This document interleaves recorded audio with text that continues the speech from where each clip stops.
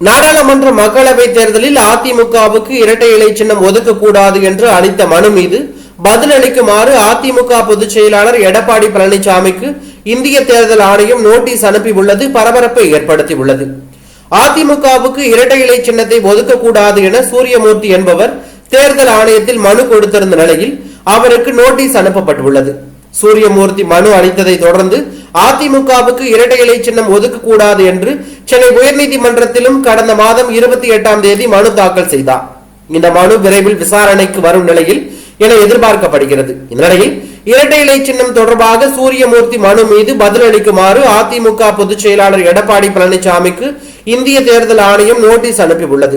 அவர் பதில் அளிக்காத பட்சத்தில் இரட்டை இலை சின்னம் முடக்க வாய்ப்புள்ளதாக தகவல் வெளியாகி அரசியல் வட்டாரத்தில் பெரும் பரபரப்பை ஏற்படுத்தி உள்ளது.